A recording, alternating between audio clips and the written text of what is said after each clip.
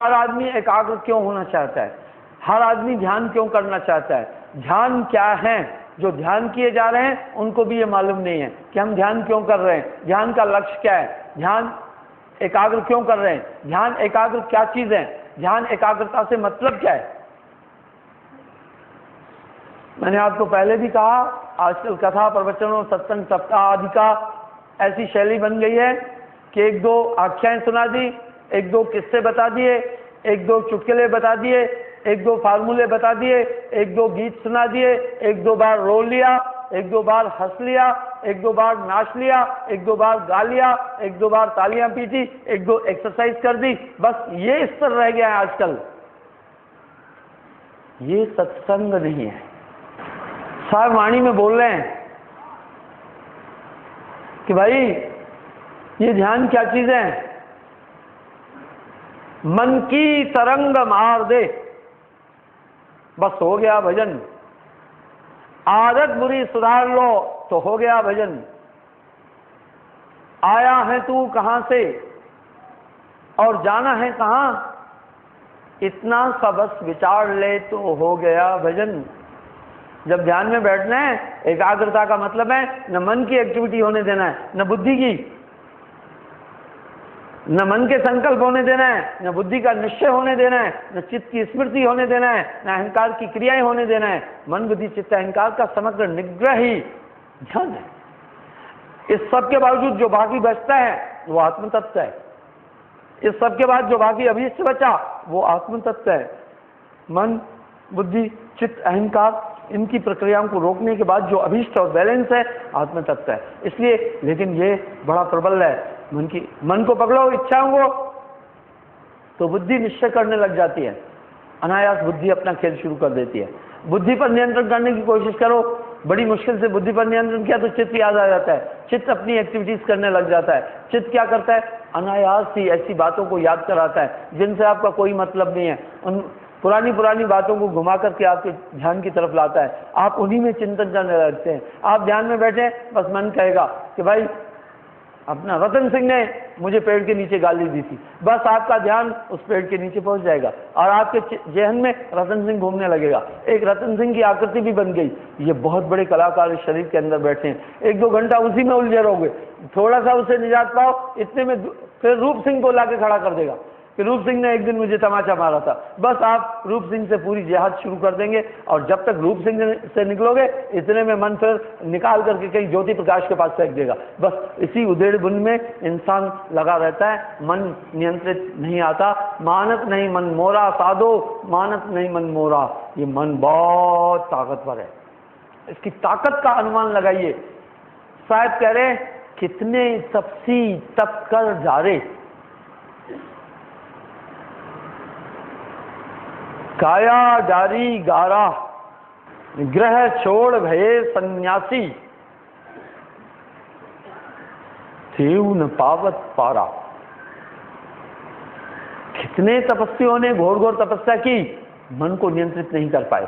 और इनका ये क्रम दिन रात चलता रहता है। आपकी आत्म ऊर्जा इनमें लगी हुई है, आपकी सूरत निरत इनमें लगी हुई है। ये कल्पनाएं खुद नहीं हो रही है, आप कर रहे हैं।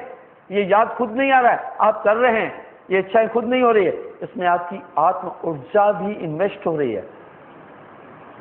ये बड़े प्रबल शत्रु आपके अंदर है। इसलिए इन सब के बीच आत्मा भी रमी हुई है। आत्मा पर चिंतन का बहुत बड़ा असर होता है। जो चिंतन है ये बहुत बड़ी चीज है। और जैसा जैसा मन चिंतन चाहता है, कभी कभी आप देखें आपका जोड़ नहीं चल रहा है शरीर में, संतो घर में झगड़ा भारी, आप देखें चुपचाप बैठे तो मन अनायास ही कोई प्लानिंग करेगा। 15 साल बाद कहीं लड़की का लड़के का ब्याह करना है, अभी से मन कहेगा भैया ब्याह में इतना, प्लानिंग बनाना शुरू कर देगा शेख चिल्ली की तरह। वाह, इसकी प्लानिंग शुरू हो जाएगी। यहाँ से लकड़ी खरीदना है, यहाँ से बैंड बाजा करूंगा, यहाँ से बस ले लूंगा, यहाँ से भांडे बर्तन ले आऊंगा, ऐसे ऐसे ये पैसा शुरू कर इकट्ठा करूंगा। इस उधेड़ बुन में मन आपको लगाना है, लगा देगा। शायद कह रहे हैं वाह भाई वाह, दुनिया का हाल ही यही है। पांव पलक की सुध नहीं, करे कल्प की आस। एक पल का तो भरोसा नहीं है, लेकिन कल्पांतर की इच्छाएं ये इंसान जोड़े हुए है। पांव पलक की सुध नहीं करे कल्प की आस, पानी माही घर की आसो कस मरे प्यास। भाई ये आत्मा आनंदमयी है ही है, आप कल्पनाओं से क्यों आनंद ले रहे हो, इच्छाओं से क्यों आनंद ले रहे हो।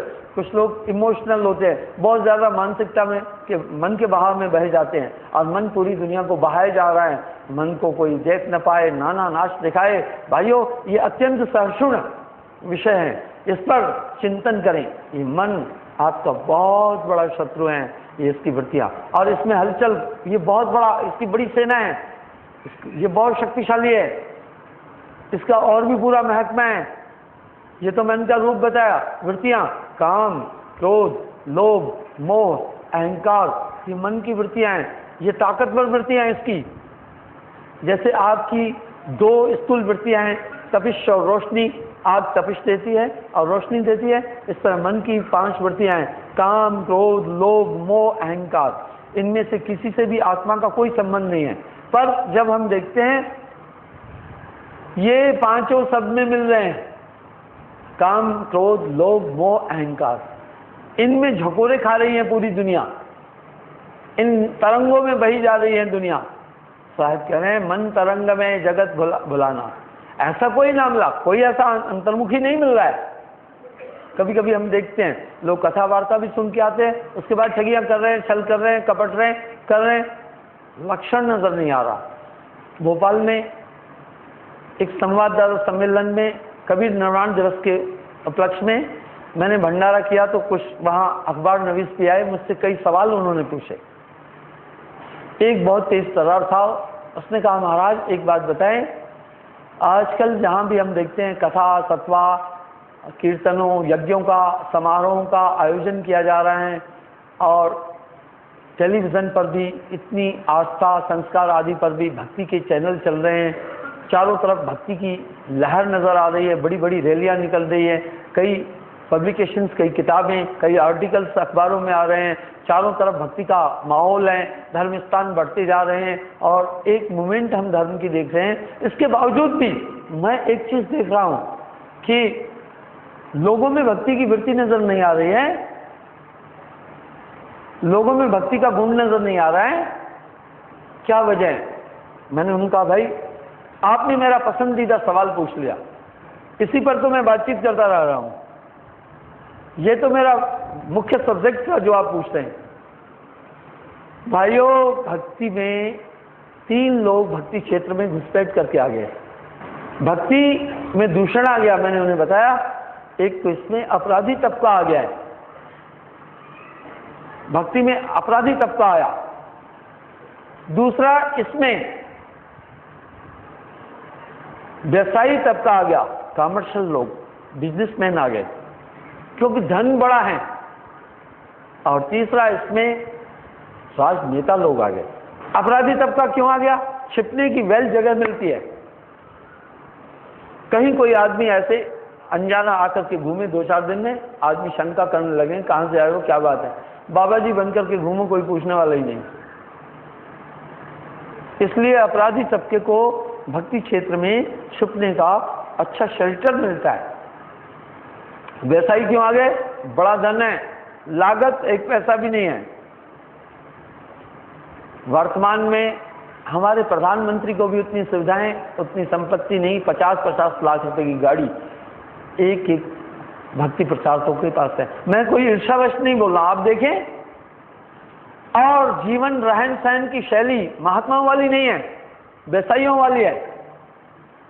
अगर हम पुराने संत महापुरुषों की जीवन शैली की तरफ चलते हैं तो बड़ी लाजवाब उनका त्याग रहा। कबीर साहब के राजा वीर सिंह बघेल जैसे शिष्य थे और नवाब बिजली खान पठान जैसे उनके मुरीद थे, लेकिन कबीर साहब ने झोपड़ी में पूरी जिंदगी गुजारी, उसको भी जला दिया गया।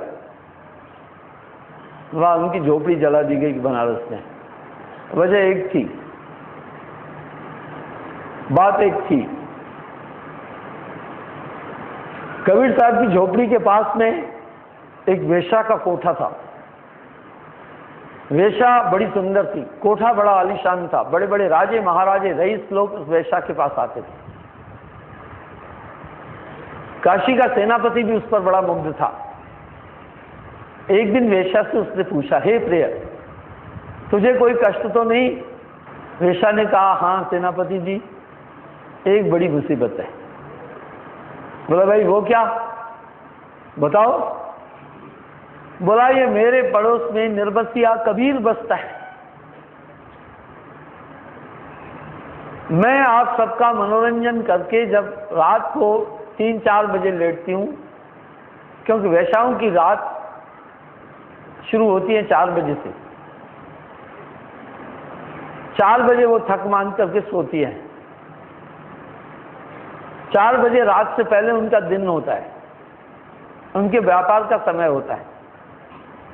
बोला, जब मैं सोती हूँ रात में, उसको अमृत वेला नहीं बोल रही है वेश्या, कह रही रात में, तो निर्बसिया कबीर अपनी तान बान शुरू कर देता है भजन, क्योंकि अमृत वेले में आमतौर पर संत महापुरुषों के यहाँ जाग करके और कथा कीर्तन यहाँ चिंतन मनन होता है।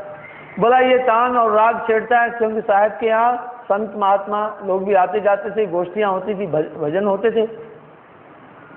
बोला, ये मुझे सोने नहीं देता, बड़ा डिस्टर्ब करता है रात में। मैं इससे बड़ी तंग आ गई हूँ। कई बार मैंने कहा उसको, है कबीर तो भाई ये रात में ये तान मत छेड़ा कर, मेरी नींद में खलल पड़ता है। मानता ही नहीं है। बोला, हे प्रिय, सेनापति ने कहा, चिंता मत कर, कल कबीर का झोपड़ा यहाँ नहीं मिलेगा। भाई सेनापति बड़ी फोर्स है उसके पास, ताकतवर आदमी था, 5-6 दंड मुसंड लोगों को मुकर्रर किया, जाओ कबीर का झोपड़ा फूको। उन्होंने आकर के आग लगा दी। अब साहब ने भी अंदर क्यों बैठना था, बाहर निकल कर आगे बोला, वाह वीरो, बड़ा जोरदार काम किया। साहब की ऐसी कृपा हुई कि जब वो धधकने लगा झोपड़ी, उसमें कुछ लकड़ी थी, कुछ अंगार थे, हवा का एक झोंका आया, एक इतना बड़ा अंगार उड़ करके वेश्या के महल की तरफ गया और खिड़की से अंदर घुसा, मखमल के गद्दे पर जाकर पड़ा। फटाफट आग लग गई और गद्दा सुलग गया, जल गया, और पूरा महल जो हीरे जवाहरातों से जड़ित थे, उसके खंबे पिल्लर वगैरह सब जल करके धधकने लग गए, खाक हो गए। उस जमाने में फायर ब्रिगेड की गाड़ियां भी नहीं थी। वेश्या दौड़ती आई, कबीर साहब को पकड़ा, बोला, निर्बसिया कबीर, तूने मेरा महल जला दिया। साहब ने कहा, सनसन बावड़ी, क्यों तू परेशान हो रही है? झगड़ा यारों का है, तेरा मेरा कोई झगड़ा नहीं। तेरे यार तुझसे बहुत प्यार करता, तेरे यार ने तेरे कारण मेरा झोपड़ा जला दिया। मेरा यार भी मुझसे बड़ा प्यार करता है, मेरे यार को भी गुस्सा आ गया, उसने तेरा महल जला दिया। तेरा यार जाने और मेरा यार जाने, लड़ाई यारों की जब है तो हम दोनों क्यों लड़े? निपटने दे तेरे यार को और मेरे यार को, देखते हैं कैसा है। तो साहब की झोपड़ी भी जला दी। कबीर साहब ने अपने जीवन जीने की कोई भी शैली ऐसी नहीं की थी और सादगी थी। आजकल महात्मा जी से बात नहीं कर सकते आप, और आश्चर्य लगता है, 10-10 बंदूकें लिए हुए उनकी के अंगरक्षक। एक बार मेरे पास एक आदमी आया, मैंने उसको कहा, भाई सुन, थोड़ा सत्संग सुन करके फिर अजमा, पहले पानी पीजिए छान के, गुरु कीजिए जान के। बोला, ओ महाराज बस मैं आजमाया, मैं आपसे दीक्षा लेना चाहता हूँ। मैं बोला, क्या आजमाया? बोला, मैंने जो आजमाना था आजमाया। पहले एक बहुत बड़े महात्मा का नाम लेकर बोला, मैं उनके यहाँ चला गया। तो बोला, महाराज मैं हैरान हो गया, 10-15 दिन रहा, पूरी पब्लिक उनको बड़ी मानती है। मैंने क्या देखा, 10 आदमी बंदूक लेकर उसके पीछे, 10 आगे, रात में भी, और कहीं जाए तो 2-4 गाड़ियां बॉडीगार्ड्स की घूम रही है। तो मेरे मन में एक विचार आया, तो इसको अपनी जान के लाले पड़े हुए हैं, हमारी रक्षा क्या करेगा? इसको तो अपनी जान की खुद लगी हुई है। इसलिए अगर हम महापुरुषों की जीवनी को देखते हैं तो उनकी जीवन शैली बड़ी प्यारी थी, इतनी बड़ी बड़ी शख्सियतें उनके पास थी, लेकिन जीने का तौर तरीका इतना प्यारा था, साधारण था। 50 लाख रुपए की गाड़ी हमारे भारत के प्रधानमंत्री साहब को भी नसीब भी नहीं है। भक्ति के प्रचारकों के पास बड़ा धन। ये राग द्वेष से नहीं बोल रहा हूं, समाज चिंतन करे। और अधिकतर ये धन संस्थाएं पंजीकृत है पर अधिकतर ये धन निजी तौर पर यूज है। नानक देव जी बड़ा कठिन परिश्रम किए, बड़े उच्च कोटि के संत थे। पूरे देश में कहां बगदाद, कहां मक्का, कहां क्या इतना घूमे, लेकिन उन्होंने अपनी कहीं कोठी नहीं बनाई। कितने निष्काम और महान पुरुष थे कि उनके 2 पुत्र थे, श्रीचंद बाबा लक्ष्मी चंद जी। जाने के बाद अपनी गद्दी दोनों में से किसी को भी नहीं दी। कितने निष्काम थे, उनके अंदर मोह माया नहीं थी, सच्चे संत थे। भाई लहणा जो उनके सेवक थे, उनको गद्दी देके गए, जो श्री अंगद देव जी महाराज। अपना जीवन बड़े अजीब तरीके से गुजारा, बड़ी मेहनत करके। संतों की जीवन शैली को अगर हम देखते हैं तो इस समय व्यावसायिक लोग भक्ति के क्षेत्र में घुसपैठ करके आए हैं। उनका रहन सहन त्यागमय नहीं है, उनका रहन सहन ऐश्वर्यमय है, उनके जीने का तौर तरीका ऐश्वर्यमय है, आनंदमय है। पर इस कलयुग में एक बात और है, इस तरफ लोग नहीं सोचेंगे। साहब ने अपनी वाणी में साफ कह दिया, कबीर कलयुग आ गया, संत न बूझे कोई, कामी क्रोधी लालची इनकी भक्ति हुए। अभी स्थिति ऐसी बन गई है कि पहले गुरुजी अपनी बातचीत कर रहा है, जैसे गुरुजी देखता है, जैसे लीडरों में होता है वंशवाद, ऐसा भक्ति में वंशवाद आ गया। चाहे पुत्र योग्य है या नहीं योग्य है, गुरुजी की तस्वीर के साथ में बेटे जी की भी तस्वीर शुरू हो जाएगी। अब आपका गुरुजी वो है, गुरुजी का अपना मोह नहीं छूटा है, आपका मोह क्या छुटाएगा? जाका गुरु है आंध्रा, चेला कहां को जाए, अंधा अंधे पे लिया दोनों को ऊपर आए। अंधे को अंधा मिले तो राह बतावे कौन, बंदे को बंदा मिले तो गांठ छुड़ावे कौन।